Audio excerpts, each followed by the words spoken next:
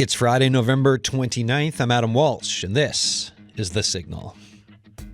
Today on the show, 100 years of Memorial University. It's a lot of students, a lot of folks who went on to make a difference in this province and beyond. The university is looking for noms of such people for something called the Centennial 100. Got a suggestion? Get in touch.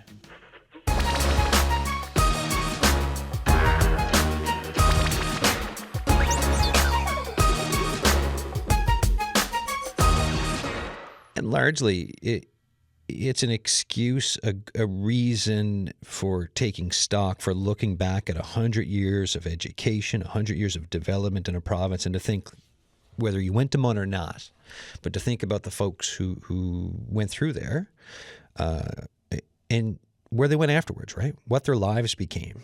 And when I say impact, right? So for today's show, so the lines are open. For today's show, think of someone who went to Memorial University. And I say, went to do stuff of note. That's a big, big area to work within, right? Because, the thing is, maybe they should be put into consideration for the Centennial 100, or maybe, it's just nice to talk about someone and remember them for the impact that they had. And that's today's conversation, right? Tell me about a MUN grad, a Memorial University grad, who made an impact in their community or for you personally. That could be your town. It could be within your city. I'm thinking about you, Mount Pearl. It could be just, in your neighborhood. Or it could be something really big. But impact, it's a relative thing. And I just love hearing about stories of folks who made a difference and then to hear them being appreciated. So if you have a suggestion, get in touch with us. The lines are open. We've got 709 for one of the numbers, 709-722-7111, 1-800-563-8255. You can text us, 709-327-8206. Emails, thesignal@cbc.ca. Lisa Brown, VP Admin, Finance, and External Relations. Memorial's 100th celebrations are in her portfolio. Let's talk about that portfolio. How you doing? Welcome back. Thank you so much. I'm delighted to be here. One of my favorite topics is celebrating other people, and the Centennial 100 is all about that. 100 years, that's... 100 years, 1925, 57 students, and in 2025, 18,000. And, as the province's university, it is incredible to think about impact, whether it is alumni, students, faculty, researchers. Yeah. What would the province be without Memorial University? It's almost not conceivable to think about. When we did our Remembrance Day programming this year, we were talking about the War Memorial. And also, like this year, because of the Tomb of the Unknown Soldier and a lot of re-examining and looks back into post-First World War and what it took for the War Memorial. But then I didn't realize until I did the show, the other conversation was, should we have a War Memorial or should we have a university? And we ended up with both. With both. And my goodness, what foresight for people to think that way, with the hope that education will help us understand peace and moving forward, and all those things that education can help individuals, communities, and others grow into. Yeah, like I went through MUN, right? 98 to 04. I took what I like to call was a scenic route through an arts degree, and it was really scenic. But you saw great things. I did. Well, for the show today, right? I think of someone like a friend of mine, Ajmal Pashtuniar, who we did our undergrads in poli-sci together. Ajmal likes to talk to folks about the fact that he's originally from Afghanistan and ended up arriving in Buren, and then came to Memorial University and did poli-sci. We were in classes and went on to become a human rights lawyer. Worked under General Romeo Dallaire and in the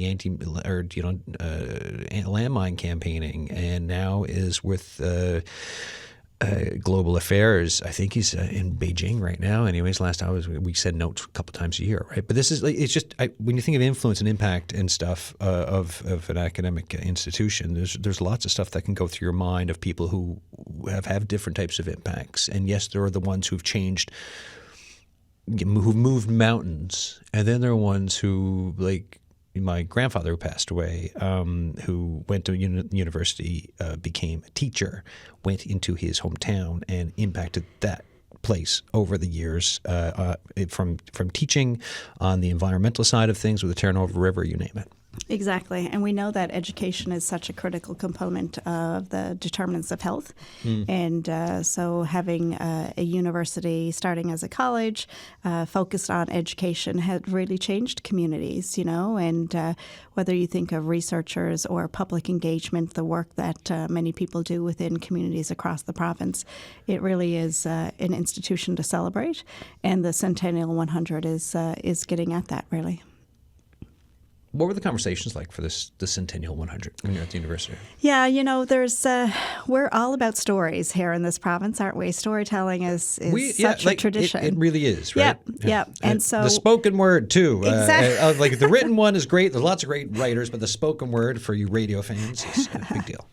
And when I think about Memorial, folklore is one of the shining examples of our university and the province. And so when we're thinking about ways to celebrate and to acknowledge the impact of the university, the Centennial 100 came into being, and we want to hear people's stories. We want to hear about who do they think has made a difference at Memorial University and what is their story. It's a very easy process to nominate someone at mun.ca/100. And it's just a couple of questions, and we want to hear the stories.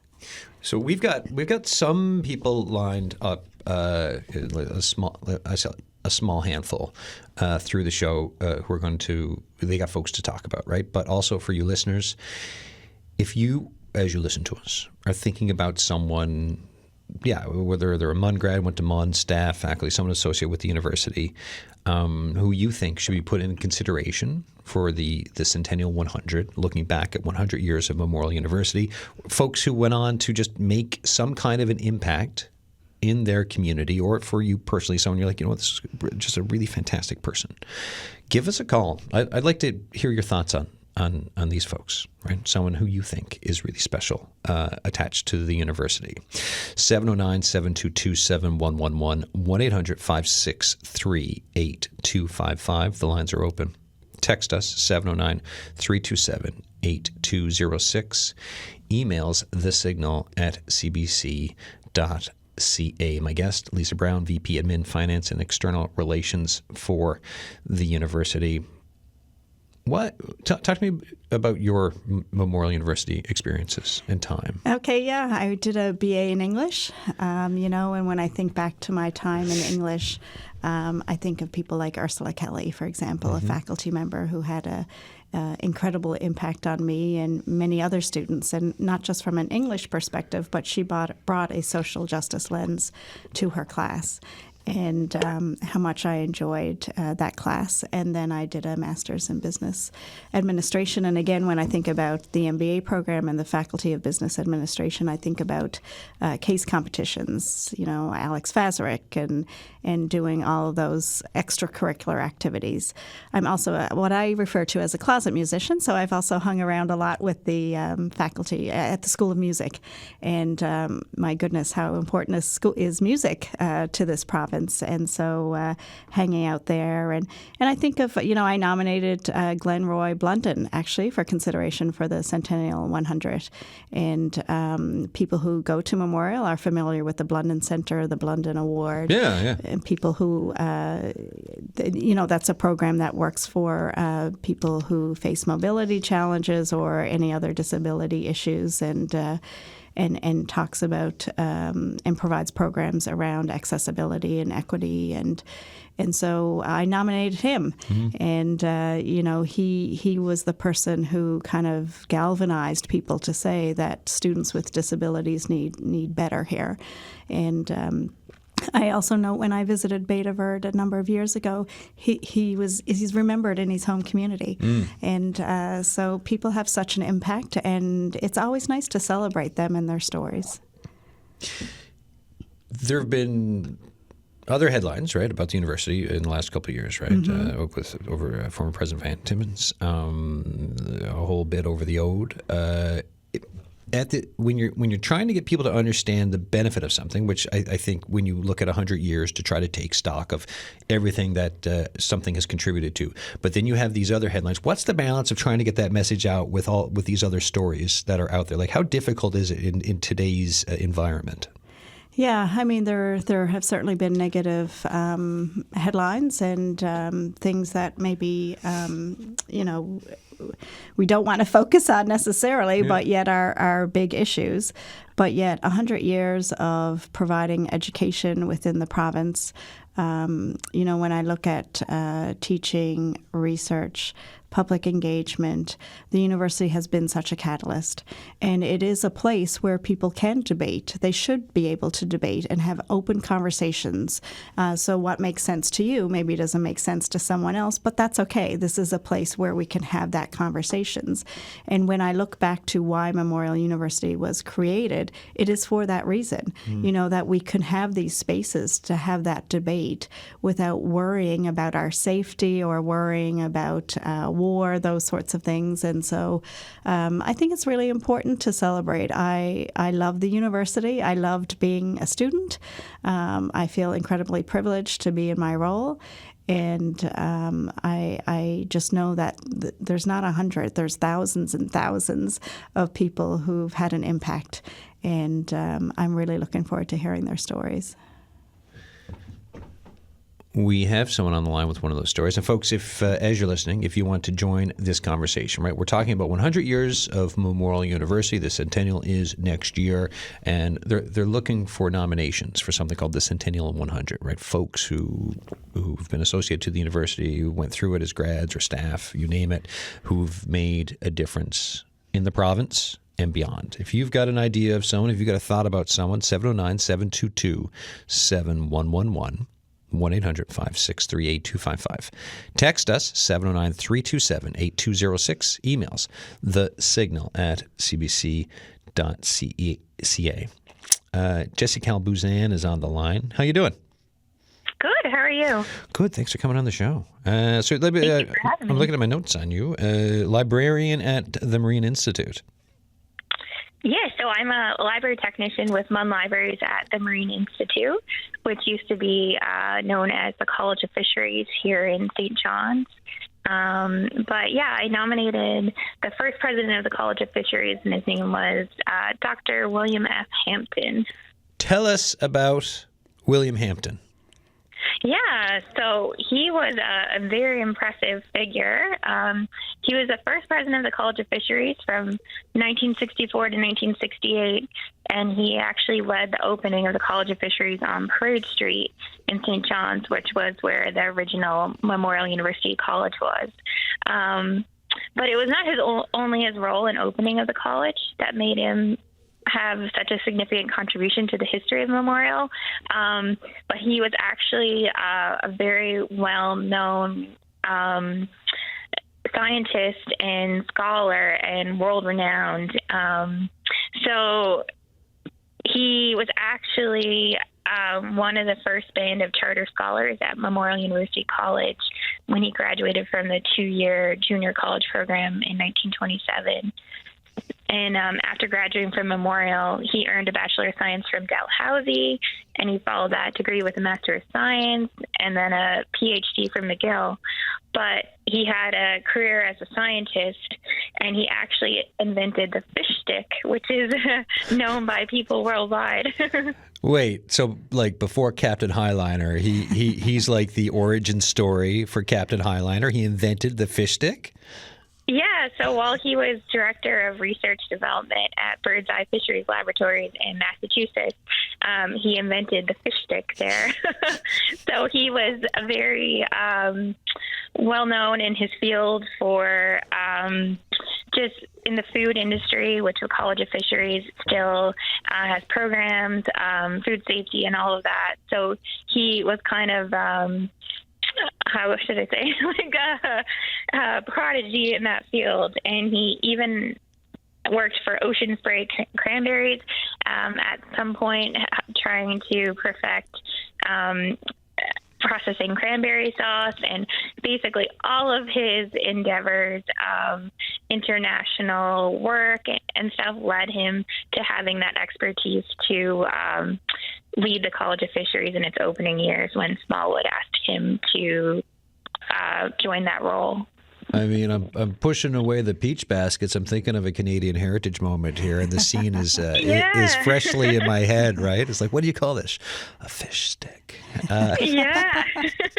Who knew a Newfoundlander invented that? Yeah. Well, but like on the more serious note, I mean, that kind of research. That kind of stuff is really important when we, especially like I think of today when we talk about food security, we talk and we look at climate change and everything else, and you look to the way back for folks who are like William Hampton who are doing this type of research, and just to think how important it could be, like it all kind of can easily. It doesn't take much to see where it all fits in. Yeah, and Hampton really wanted Newfoundlanders to get the recognition that they deserved from their fishing expertise, and he wanted to bring his international work experience back to the province and the country at the time when he was born, and he basically led the foundation for the College of Fisheries and Marine Institute as it is today. But unfortunately, he passed away pretty young at 59. But you can see all of his efforts that went into the College of Fisheries and the Marine Institute and leading it to be known as the international institution it is today. Yeah, so with all that, I mean, this is why you, like, when the call came out, like, is this why you're like, you know what, I think William Hampton deserves to be on this list? Yeah, I think where he passed away so young, not a lot of people knew about how much effort and work he put into the College of Fisheries and the Marine Institute.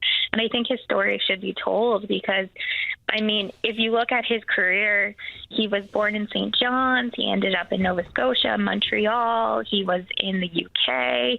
He was in Rome. He worked worldwide, and he brought all that expertise back to Newfoundland to develop a College of Fisheries and really laid that groundwork for fisheries education that we have today.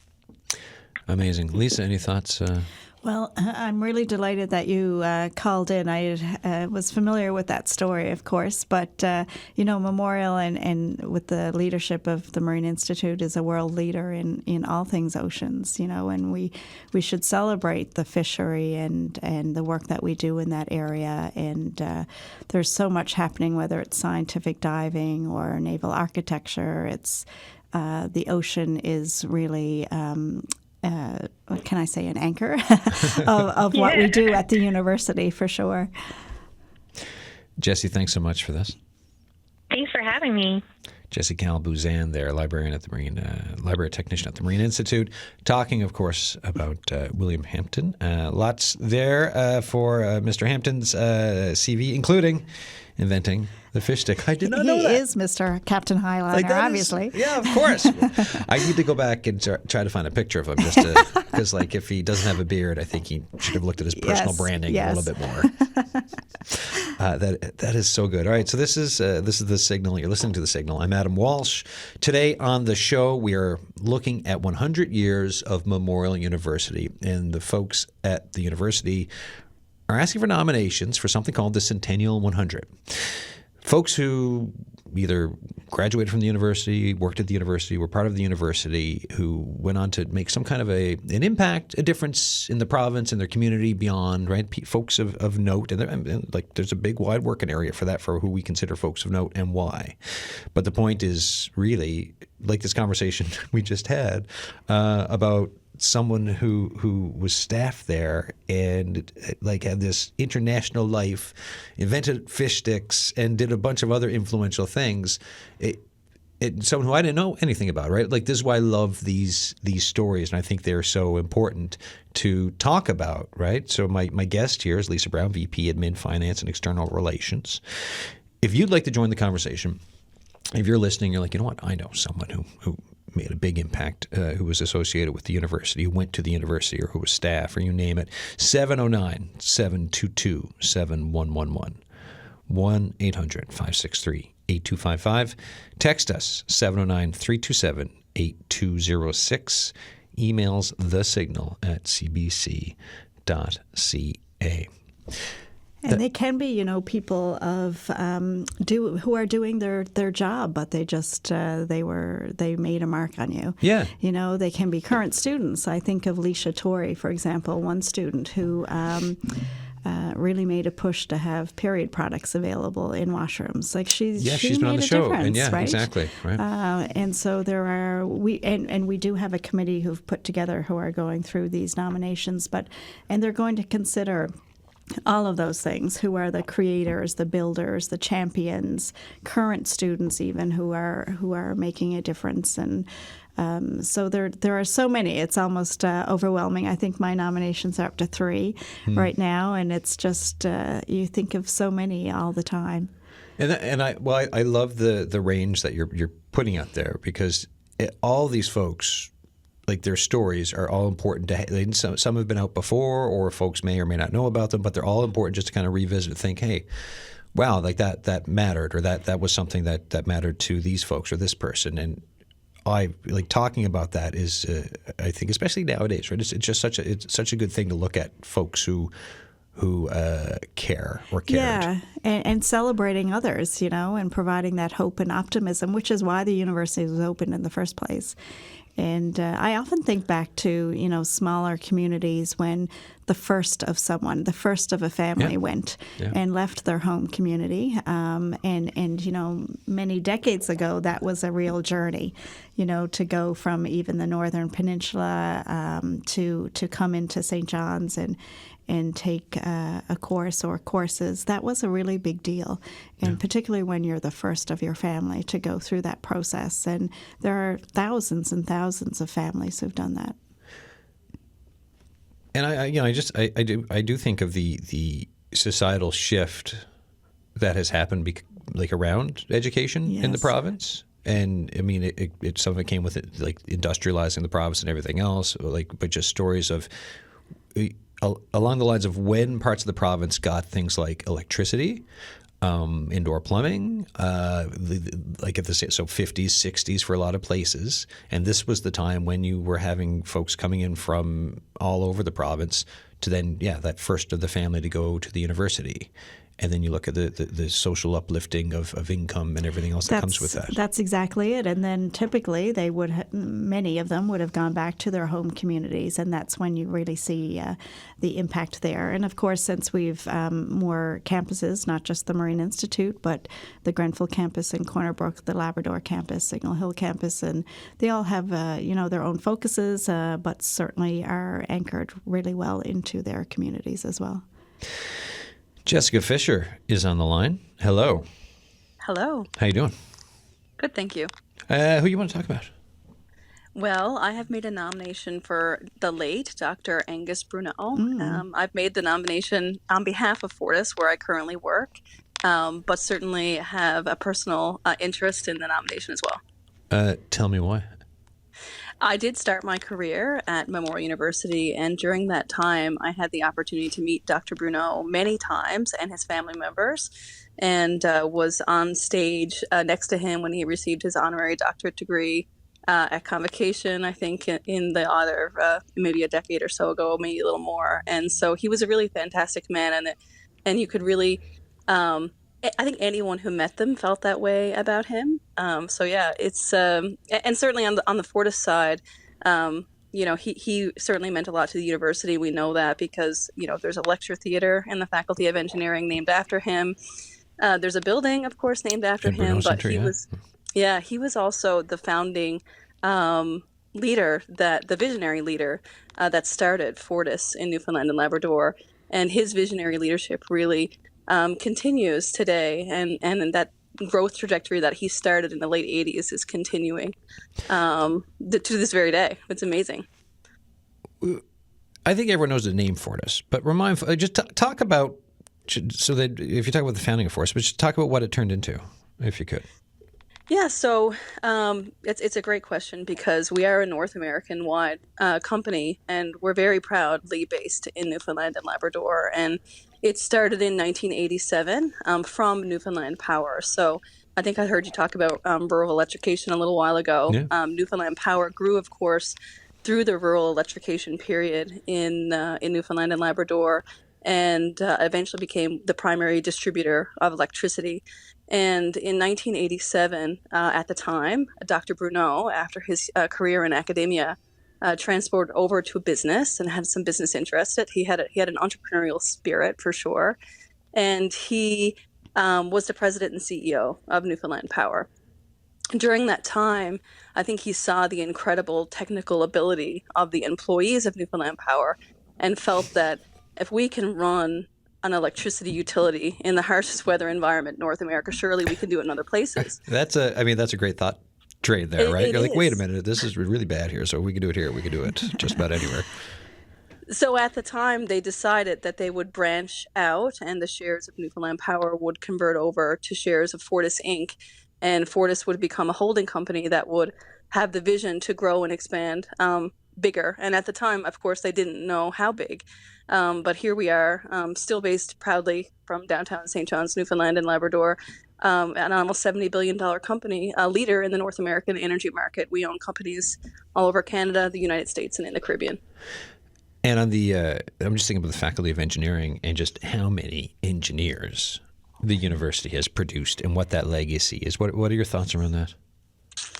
Well, certainly engineers are very important for Fortis, but for many of the industries in Newfoundland and Labrador. And, I can speak from the experience of our organization, most of which is what I witnessed on the sidelines, is most of the engineers, employed at Newfoundland Power either are graduates of the university or have had some connection there. We've also taken the expertise from Newfoundland Power, and they've gone on to run companies all over North America for Fortis, and that's just one story. It really is a feeding ground for all industries in Newfoundland and Labrador. As think about oil and gas, and I know Dr. Bruneau had a really big impact on that sector as well, particularly as it related to ice. I think he founded Secor at the time, which still exists. Yeah. And he also founded cooperative education in general. So he really saw the nexus of education and business from the very beginning. Lisa, any thoughts? Yeah, and you've referenced a number of his legacies, and in particular as a former dean of engineering, that work term experience. Memorial was one of the first universities in the country to offer work terms, and what a difference it has made, and most universities have followed suit now, and still a real component of the engineering faculty and other faculties as well. But a great legacy, and I would be remiss if I also didn't note Angus's wife, Dr. Jean Bruneau, who received an honorary degree from Memorial as well, and for her many contributions within the community, and particularly within the art sector. Jessica, thanks so much for coming on the show. Thank you. All right, cheers. Jessica Fisher there from Fortis, right, talking about Angus Bruneau, founding dean of the Faculty of Engineering. You are listening to The Signal. I'm Adam Walsh, and we're talking about 100 years of Memorial University, and they're looking for nominations for the Centennial 100, right? Folks who were associated with MUN, with the Memorial University, who have made an impact in their community, in the province, for you personally. And if you've got thoughts on this, right, thoughts on someone connected to the university, and you want to talk about them, 709-722-7111, 1-800-563-8255. Text us, 709-327-8206. Emails thesignal@cbc.ca. Ooh, we've got a couple. The queue. A lot of times when I talk, I look over to the sheet we use. I'm like, oh, there's a bunch of names I've just not gotten to yet. Julie Huntington's on the line, calling from St. John's. Hi. Hi. How are you? Good. How you doing? Good. I thought that John Leon should be nominated. Yeah. Tell me why. Well, John Leon was a professor at the university. I think he started in the 70s and 80s, 90s, and into the 2000s. And he really started the whale disentanglement program. And that's the way of disentangling and the way of working with people in communities spread worldwide. That's quite the thing. When you think of someone to talk about for remembering or for acknowledging the work that they did and the importance of it, and just to look nowadays, I mean, we still, on any given week, you could hear about a whale entanglement story still in the news. So to think about someone's legacy that way, I mean, it's, of course. Go ahead. Yeah. Go for it. Well, his work really probably made the difference in the humpback whale recovering from a species at risk to one that's not at risk anymore. Yeah, no, of course. Lisa, any thoughts from you on this? Yeah, for sure. The whale man, I think he was known as. And I also think of, Dr. Aldridge and the giant squid and all kinds of things. Again, we're very much linked to oceans. And, I note that our core science facility does have a blue whale skeleton hanging from its ceiling called Altum. And it's a huge attraction and reminds us of the importance of oceans and the importance of, the work that's going on in ocean mapping and how we treat our oceans and plastics. Again, Dr. Max Libron doing a lot of work in those areas. So lots going on in that area for sure. Julian, go ahead. One of that John was keen on was involving community in everything that he did. So not having things go out of the province and be done, but having them, engaging people locally. And we see a difference in marine environmental knowledge because of what he did, his legacy. Yeah, that's very true. He certainly was ahead of his time in terms of public engagement, I would say, and working with people who worked on the water, the fishermen themselves, and helping them to understand the importance of working with him and how to respond to certain issues. And Lisa, remind Julie now if Julie wants to put this in for a submission. Where do we go? Where do you go for that? Yeah, it's mun.ca/100, the number 100, and it's just 2 simple questions, and off you go. All right, Julie, I'll leave that with you, and I appreciate the call. Thank you so much. Okay, thanks. All right, have a good day. Julie Huntington there, calling from St. John's. Let's go to Holly, who's on the line from Mars. Hi, Holly. Hi, how are you doing? Good, how you doing? So who are you thinking about? Well, I wanted to make sure first that they didn't have to have graduated from MUN. If they needed to graduate, then the 2 people I'm thinking of might not work. But did they need to have graduated from MUN? No. Okay, because I'm thinking of Sandy Morris and Greg Malone. Ah, yes, of course. 2 great names. For their contribution to comedy and music in Newfoundland. Yeah. And actually, I think they both have honorary degrees. Certainly Sandy does. Yes, they do, yeah. As far as I know, Greg does too. Yeah, right. So they got that as well. Another person is Ted Russell. Tell us about Ted Russell. Well, he's the one that wrote all of the holding grounds, and he wrote a bunch of stuff. Chronicles of Uncle Mose. And he taught there, apparently. Right. Yeah.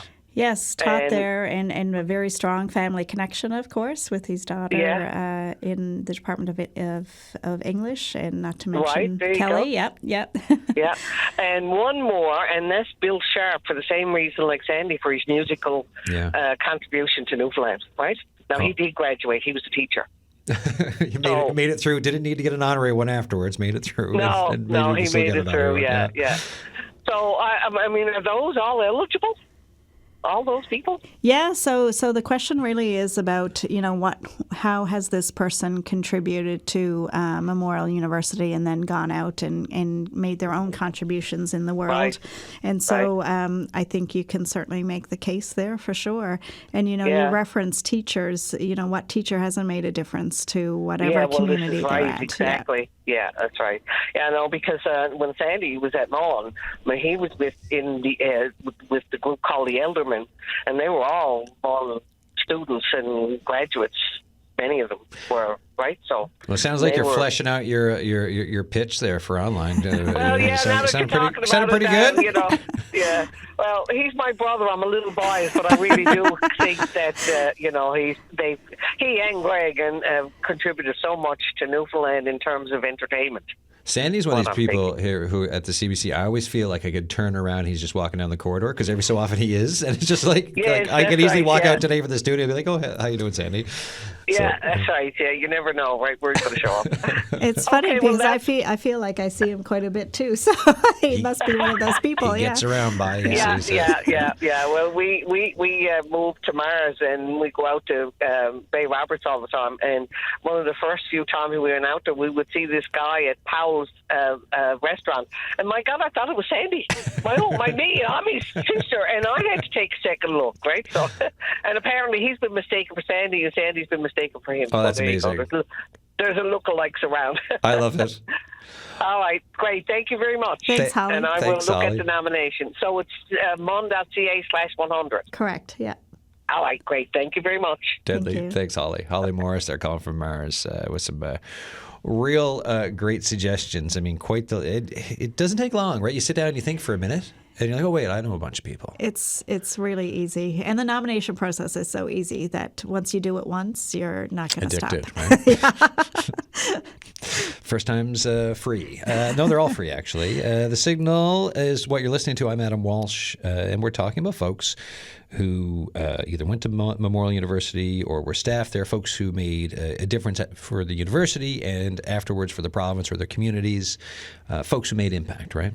If you have a suggestion for us, 709-722-7111, 1-800-563-8255. Text us, 709-327-8206. Emails thesignal@cbc.ca. The other person with me in studio, Lisa Brown, VP Admin Finance and External Relations. Let's go back. We've got Madison Coombs on the line. Hi, Madison. Hi. How you doing? I'm good. How are you? Good. Who are you thinking about? So I'm nominating Wade and Kim Hiscock. Excellent. Why? So they are both chartered professional accountants, and they're also MUN alumni. They graduated from the Bachelor of Commerce co-op program in the early 90s.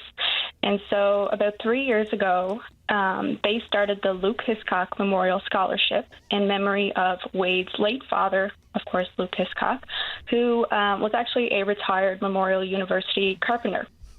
And so they established the scholarship to support one student every year in their second academic term of the Bachelor of Commerce co-op program, who had graduated from a high school in rural Newfoundland and Labrador, which required them to relocate to actually attend the St. John's campus. And so I was actually their first recipient of the scholarship back in 2022, which was my third year of the program. And so, the scholarship provided me, financial support, of course, but what I actually valued most was their mentorship through the job competition for a co-op placement in my program. And so they helped me with, everything from resume building to even mock interviews to prepare me for, the professional world that I was about to enter. And, of course, with their guidance, I secured 3 work terms at an accounting firm. And I have now accepted a full-time position for post-graduation. So, Wade and Kim have played a huge role in helping me get my career started. But this is also going to continue. So since I received a scholarship, they have actually had 2 other recipients with similar stories to mine. And there's going to be plenty more in years to come.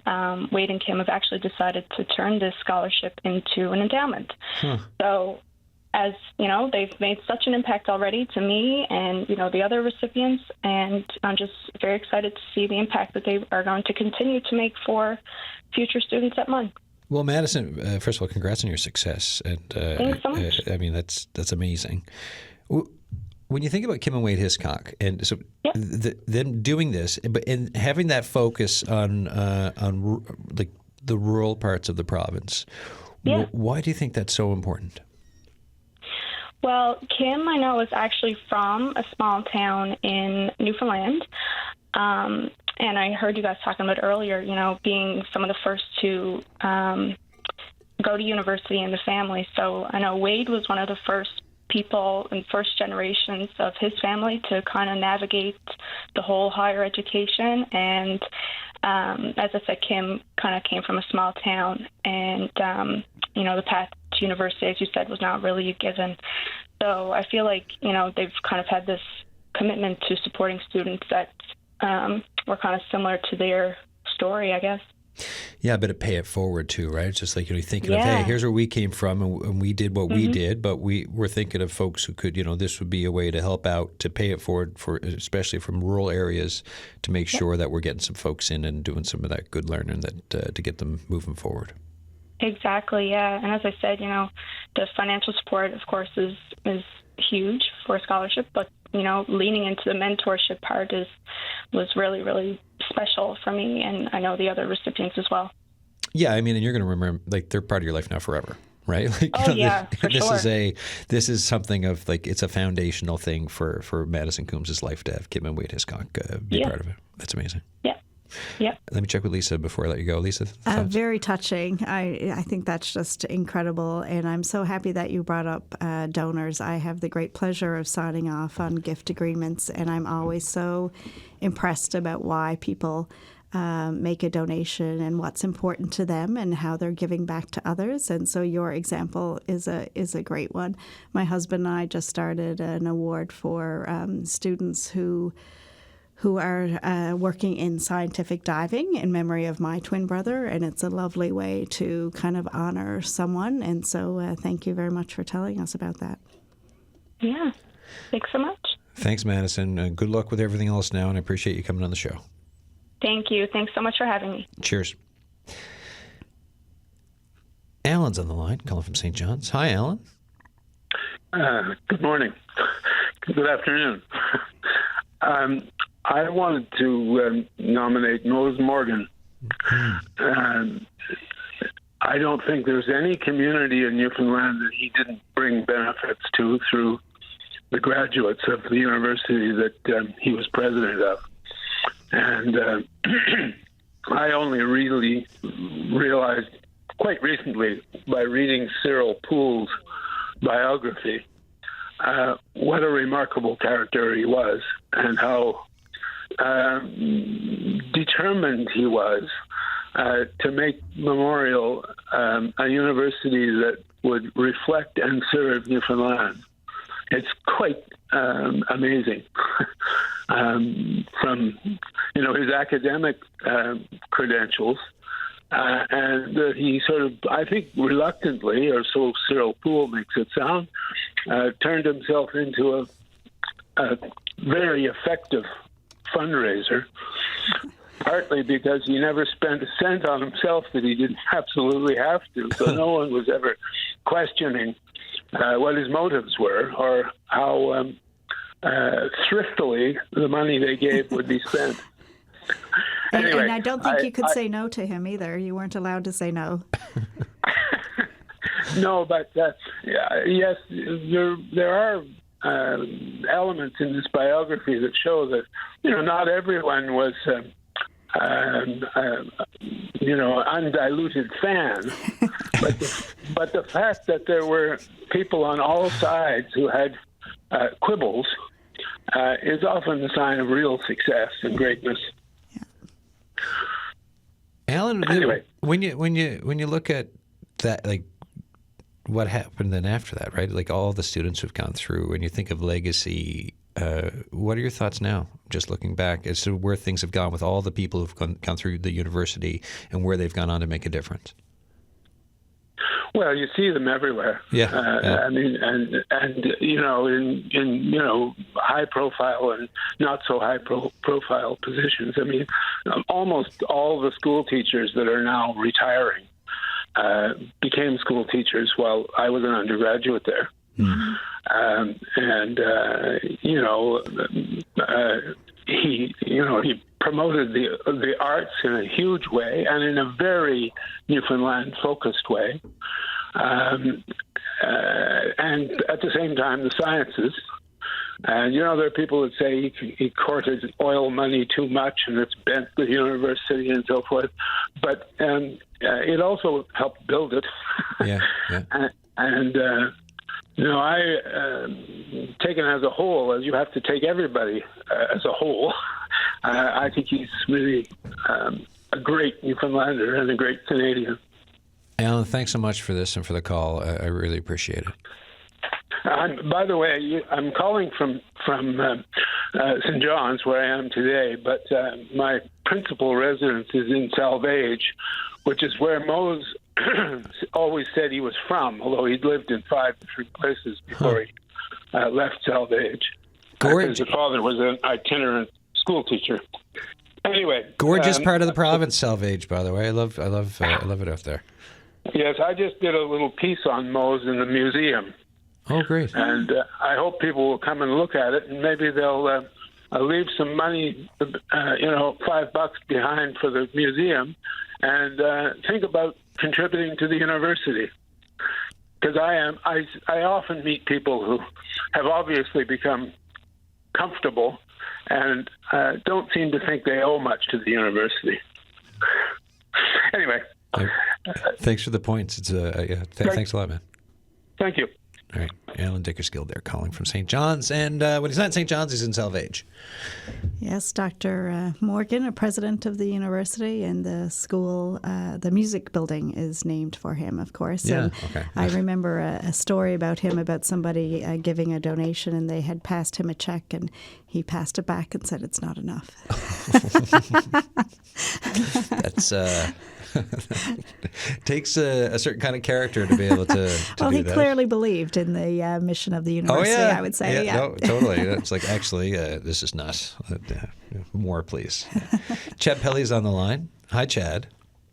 Hi, Adam. How are you? Good. So, you're the head of comms for the university. Full disclosure, we went to kindergarten together, and we are part of an active chat group still for the wonderful young people, or used to be young people, of Park Avenue Elementary.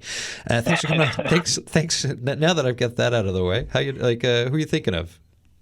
I'm calling in about a truly amazing research story and the real-life hero behind it, Dr. Kathy Hodgkinson at Memorial's Med School. Because when a lot of us think about universities, we think about teaching and learning, which makes sense, but almost everybody who teaches here, like Kathy, does research, interesting research, that aims to address problems in our province and country and world. And one of these research stories has literally saved my father's life a few times, actually, and will someday save my own. Kathy is a professor and geneticist at MUN Med School, like I said, and she did the impossible when she solved the family curse in Newfoundland. And if you haven't heard about the family curse in Newfoundland, it's that many families in our province, dating back for well over a century, had healthy people in their 20s and 30s dying suddenly. Nobody knew why. It was just accepted as a curse. But as a geneticist, Kathy assumed it must be genetic, and she was right, of course. And she did more than just assume, a whole lot more than just assume. She devised a communication strategy to round up all of these families who had the curse.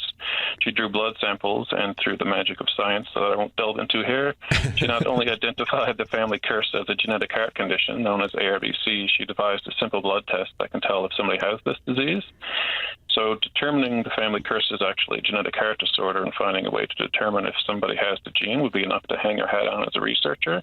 But that wasn't enough for her. She had to protect these people who had this in their family, so that people like me, our hearts can go into a bad rhythm. And those defibrillators that you see on TV shows where they have to shock somebody back on the table. So people now with ARVC, she saw to it to set up a program where we have these, sewn into our chest, basically. So not only do we know what the family curse is, and then we can just get a simple blood test for it. Now everybody who has ARVC in Newfoundland and Labrador, thanks to Kathy and her colleague Terry Lynn Young and the head of cardiology at Eastern Health that they partnered up with, Dr. Sean Connors, they started a program in Newfoundland that identifies anybody who has ARVC, and then you get the blood test, and then they put a defibrillator in your chest in a surprisingly simple surgery. I was there for about, I was in and out in 30 minutes, and the device is only about the size of a pack of matches. And having this defibrillator in my chest is a game changer. Like I said earlier, for people with ARVC, their hearts can fall out of rhythm for no reason.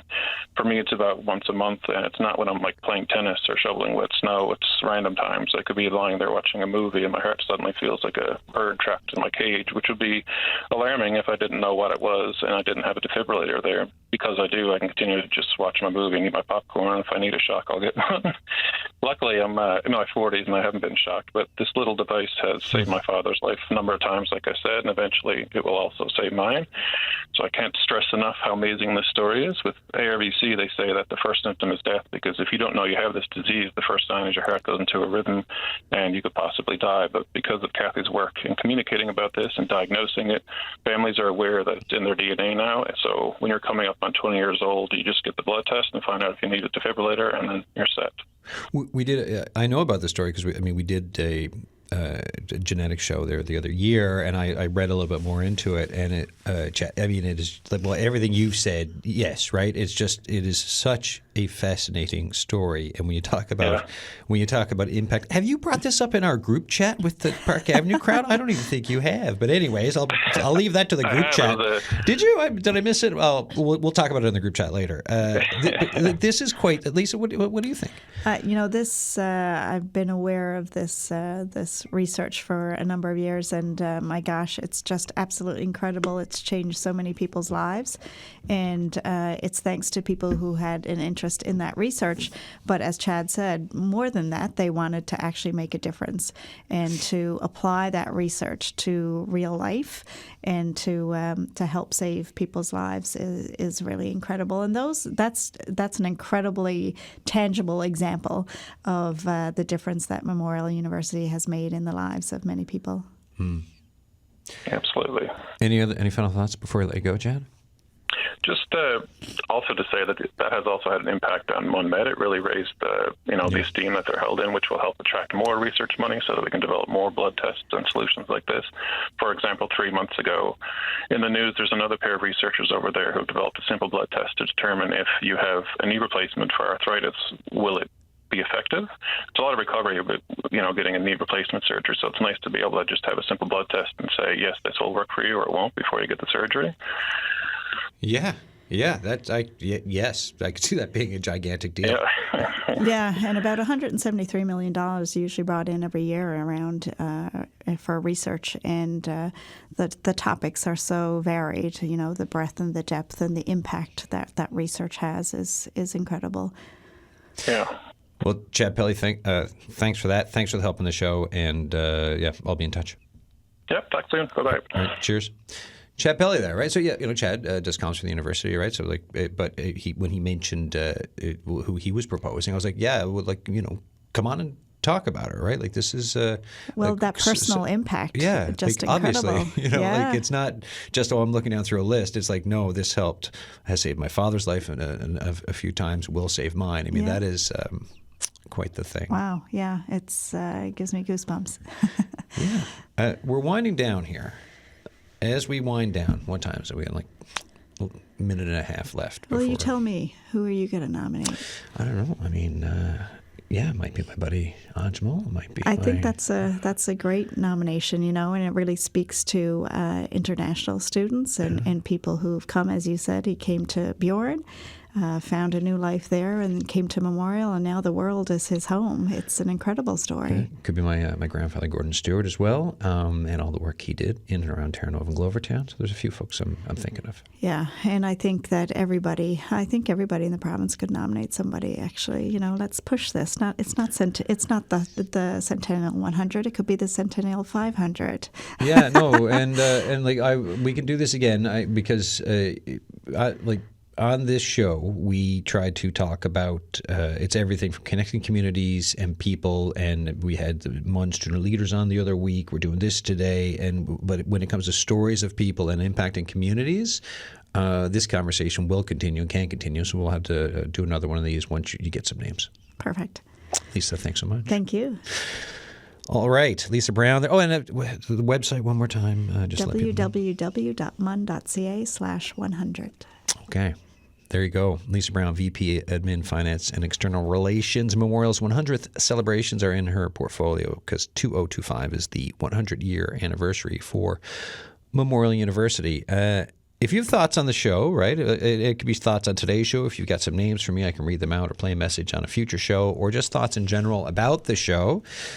The Signal at cbc.ca is the email. And if you want to leave a phone message, the Signal line, 709-576-5260.